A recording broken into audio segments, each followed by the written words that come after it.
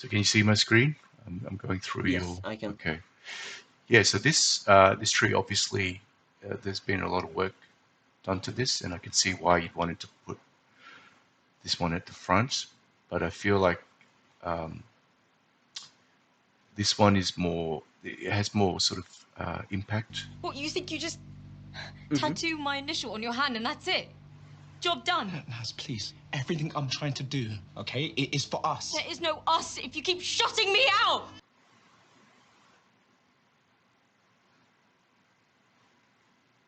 And especially because it's an animated shot as well is more impactful than a still. Mm-hmm. So I would definitely recommend putting that in the front. Um, and this, I think, could probably go in the middle, and then I would put the tree. I would put the tree at the back. So um, that's kind of what I would recommend. And apart from that, Sounds good. yeah, everything else looks great. I mean, they're all really nice pieces. It's runtime's perfect, 1 minute, and you can add a soundtrack if you like, but a lot of the times when people go through reels, the sound is usually turned off. Yeah, So understandable. yeah, but yeah, so this is definitely your main, your hero kind of shot. So I would definitely put this at the front, and then we want to end with something strong. So as well, so I would recommend putting the tree at the end. All right. Mm.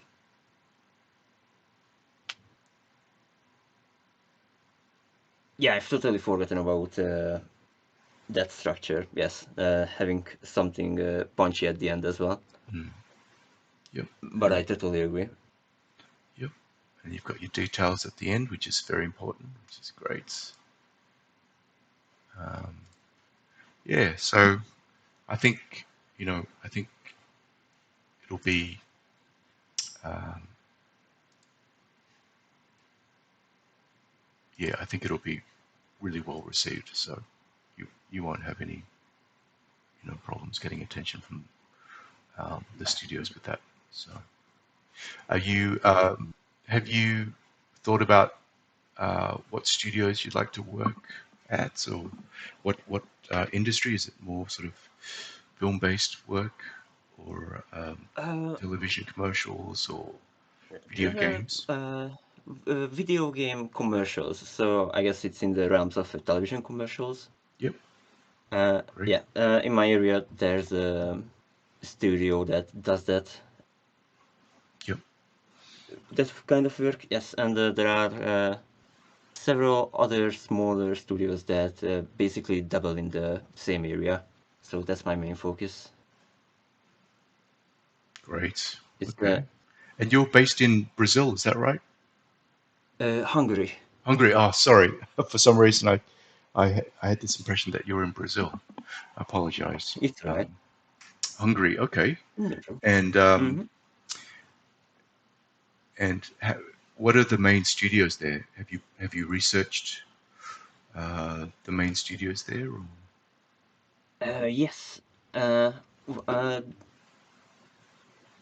One of them is Digic. Oh, I love Uh, Digic.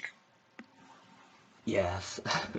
They do They've even amazing stuff.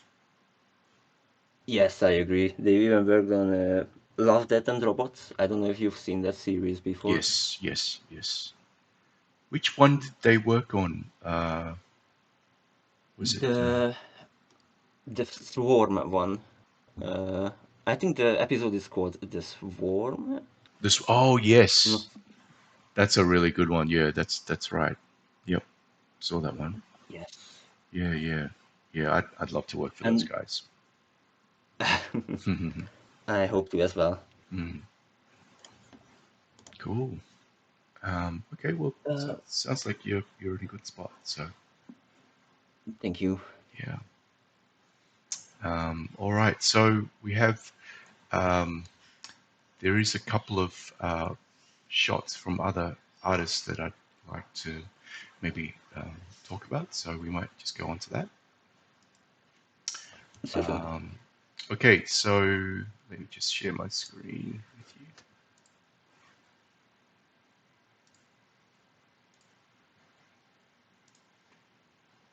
All right. So Christopher here has sent me a scene where he's been working on. I think a lot of students have been working on the scene, but it's a interior shot with two characters sitting by the window ledge, and there's an exterior sunlight coming through. And I saw this version of Christopher's work, and I guess my first reaction is that it felt like there was just maybe too much going on lighting-wise on the interior, which tended to flatten the image somewhat. So areas here and here. So I suggested maybe just going back to first principles and just using like a big area light and have that come through. And so Christopher's gone ahead and done that. So he's removed all the lights except for sunlight and perhaps like an IBL. And this is what we get. And it feels like it's a lot more natural. I can see that there's one main light source that's come down from the outside and bounced, hit the floor, and then bounced around and filling up the interior of the room. And we can see that the grilled area here, it feels like it's a lot more natural in the way the light's hitting it. So when we go back to this first scene, it feels like it's a lot more, there's actually a light that's kind of being placed here just to specifically light this up. And I feel like it might be good to perhaps just back off on that and go with this more natural lighting setup. And obviously, I can understand, Chris, why you want to maybe add additional lights on the internals, because it does feel quite dark. And I think one way to do it, or to kind of get around it, is to actually place another another area light. You've probably got one outside coming in like that. But I'm thinking one other way that you could maybe get some more light in without it looking like you're diluting the directionality of the light would be to actually place a big area light inside in the shape of this window, and then have that cast light into the room, and then depending on how many bounces you put in, it should hit the floor and sort of angle it down so that you have a surface for the light to bounce off. So you have the floor and maybe the back wall as the main sources of surfaces in which the light can bounce off. And then you'll find that with this extra light, you'll get that lift in exposure. So you'll get, you get some nice bounce light coming off the walls and the floor,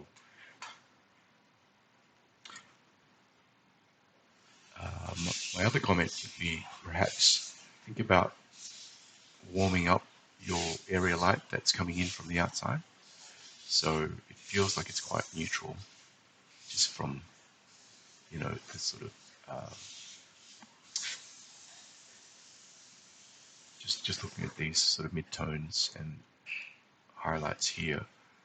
I think you could probably not boost, but maybe add some warmth, maybe a touch of maybe orange and yellowish light into the tint of the area light, and you probably see that you'll get back some of that warmth. And same with this kind of internal area light as well. Try and get maybe just a little bit of color in there. Okay, and yeah, see how you go. Thank you.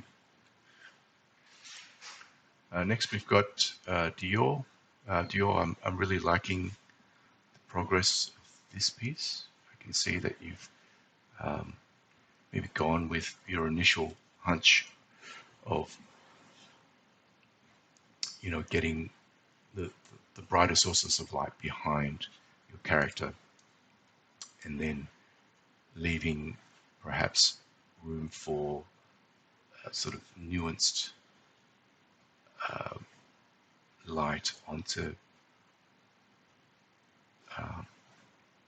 the face of this character here.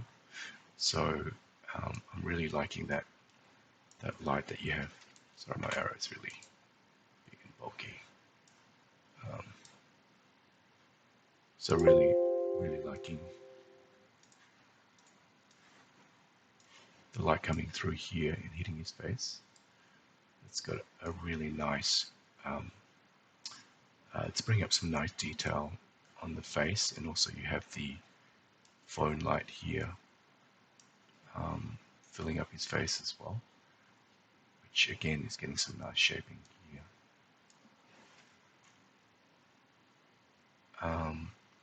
Yeah, so there's a lot of interesting things that you could try out with this shot, and I'm wondering whether you could try maybe removing this door or opening it up, and then giving some pretext for some rim lighting along here and here, just to get some more nice shaping on his shoulders and the screen right side of his face. I think that could be an interesting thing to try. The other thing that I was thinking you could try is if you, whatever light source you have coming through this door here, perhaps put in like an animated gobo, so some sort of black and white moving image. I'm thinking maybe find a clip of somebody moving across the room, and then using that as the mat and putting that in front of the light. And so what you have throughout the shot is this kind of nice play of variation in the intensity of the light. So you'll see this area here because of that gobo. You see the exposure come up and down around this side, and I think that might make for some visual interest. So if you want to explore that, I think it might be worth trying. Otherwise, the corridor is looking really nice, not overly lit. I know that these places tend to be extremely overly lit, but for the interest of your shot, I'm really liking the way you've turned down the exposure of the light and let the character kind of fall into shadow. I think that builds a lot more visual interest in the contrast. Okay, thanks very much, Diyor. And Lamis, I'm really loving your scene. I know I told you to crop it, and you told me that you really liked the area that I cropped out. So I don't know whether you're in a position to do it, but you know, we want to kind of maintain your kind of artistic intent. So I was thinking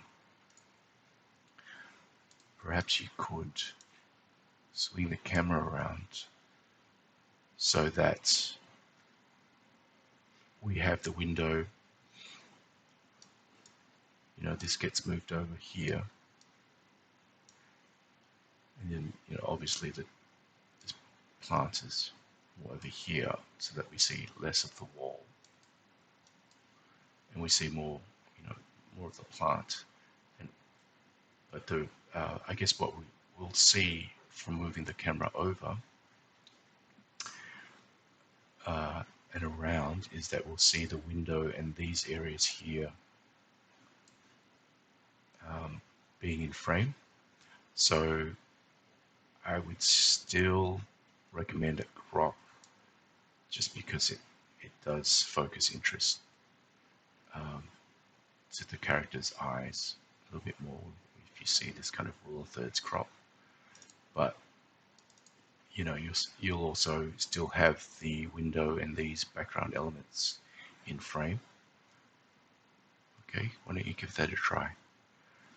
All right, thank you very much, Lamis. Hope I pronounced that properly. Let me just stop sharing screen. I don't think there's anyone else. I don't think there's anyone else on this call. Was there anything else you wanted me to take a look at, Ronald? No. All right, no worries. All right, well, why don't you redo your reel? You know, maybe reformat it, change the order around, and send it back to me, and I'll take a look, and we'll see what we get. Yeah. All right, will do. All right. Thanks very much. All right. Thank you so much. Thanks, Ronald. Hope to see you next week. Yes, have a good week. You too. Bye. Bye bye. Thank you. Thanks.